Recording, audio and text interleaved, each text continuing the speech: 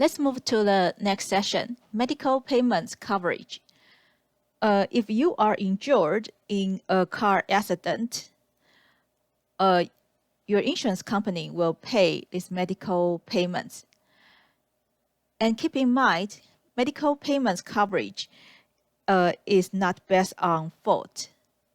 So whether you are at fault or not doesn't matter. As long as you are injured, your insurance company will pay these medical payments. But be careful here, your insurance company only pays medical and funeral expenses within 3 years from the date of the accident. In other words, you need to file the insurance claim as soon as possible, within 3 years from the date of the accident. Otherwise, your insurance company can reject the payment. Medical payments coverage actually includes a lot of expenses. So it covers medical expenses, okay. Of course, surgical expenses. If you need a surgery, your auto insurance policy can cover X-ray expenses, dental expenses, and funeral expenses. So if you died in a car accident, your insurance company still will give your beneficiary some small amount, okay, to cover the funeral expense. Another benefit of medical payments coverage is that it covers your family members and other persons in your car. So if your family members or your friends in your car are injured, your insurance company will also pay their medical costs. But of course, they are policy limits. So insured persons include the named insured, and the person whose name is in the auto insurance policy, include family members and other persons while occupying a covered auto. Let's see 2 examples. First one, if the parents and children are injured in a car accident while on vacation, will the insurance company pay their medical expenses? Okay, their, so it means parents and children's medical expenses. The answer is yes, okay, because family members are also insured persons. So their medical expenses are covered, okay, up to the policy limits. Next example, if the named insured or any family member is struck by a motor vehicle while working, will the insurance company pay the medical expense? The answer is yes. Okay. The named insured or any family members' medical expenses are also paid. Go back to our lecture note. Insured persons include family member, the named insured, and the family members while occupying a motor vehicle, okay, while driving a car or when struck by a motor vehicle while walking. Of course, under some situations, your insurance company doesn't need to pay the medical expenses. Let's see the exclusions. The first one, if you are injured while occupying a vehicle with fewer than 4 wheels, a vehicle with fewer than 4 wheels, such as a farm tractor or a snowmobile, your insurance company doesn't need to pay the medical expense because this is an auto insurance policy. Okay. So if this vehicle is not a standard car. Okay. Standard car means a car with 4 wheels. Your insurance company doesn't need to pay the medical expenses. The second exclusion, if you use your vehicle, your car, as a public or livery conveyance, your insurance company doesn't need to pay the medical expenses. We already know the reason why the insurance company excludes this situation. If you use your car as a public or livery conveyance, it means you drive more frequently. You are more likely to have car accidents. So, well, similar to the liability coverage, medical payments coverage excludes this situation. Next exclusion, using the vehicle as a residence. If you use your car as a residence, your insurance company doesn't need to pay the medical expenses if the injury occurs.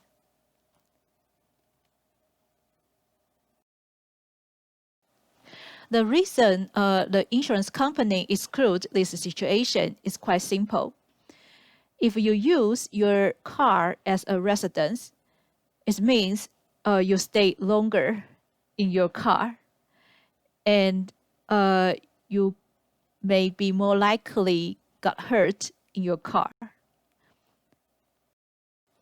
The chance that the insurance company needs to pay the medical expenses increase a lot. So the insurance company excludes this situation. Some person only use the car as a resident on vacation, but keep in mind, during this period, this person is not covered. For example, if you own and occupied a camper trailer as a resident in a campground while on vacation, if you burn yourself while cooking on a stove in the trailer, your insurance company doesn't need to pay the medical expenses because you use your car as a residence. Next exclusion, work injuries covered by workers' compensation. Okay, so first thing, what does workers' compensation mean? Workers' compensation insurance is a type of business insurance. Your employers pays the insurance premiums. So for you, it's just like an extra benefit. And this insurance provides benefits to employees who suffer work-related injuries or illness. Specifically, this insurance helps pay for medical care, wages from lost work time, and more. In other words, if you suffer work-related injuries in a car accident, the workers' compensation insurance pays first. And since you already get the benefit from the workers' compensation insurance based on the principle of indemnity, your insurance company doesn't need to pay you twice. The following exclusions are the same exclusions in liability coverage, and the reasons are the same. So we just quickly go through the remaining exclusion. Next one, vehicles furnished or made available for the named insured or family members' regular use.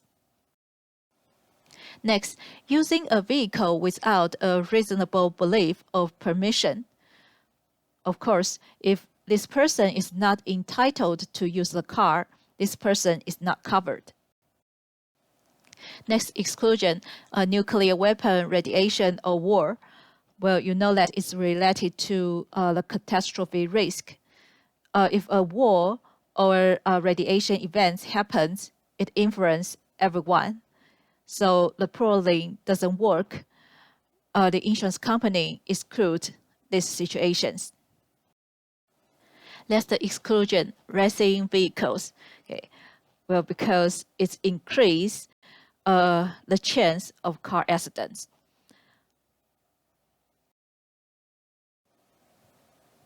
Let's move to the next section, uninsured motorist coverage. In some situation, it's not your fault in a car accident. Theoretically, the other driver needs to pay you the related expenses. However, this driver may not have an auto insurance policy, and this driver cannot pay the related expenses. In this situation, if your auto insurance policy includes uninsured motorist coverage, you can go back to your insurance company and file a claim. Your insurance company will pay the related expenses. So the uninsured motorist coverage pays for the bodily injuries caused by an uninsured motorist. Actually, more than that, okay, by a hit-and-run driver or by a negligent driver whose insurance company is insolvent. But keep in mind, your insurance company only pays if it's the uninsured motorist's fault. Okay. The uninsured motorist must be legally liable. Finally, there are 4 types of uninsured vehicles. First one, vehicles with no applicable bodily injury liability coverage. In other words, the at-fault driver doesn't have an auto insurance policy with bodily injury liability coverage. Another type of uninsured vehicle is a vehicle with coverage less than the amount of insurance required by the state's financial responsibility or compulsory insurance law.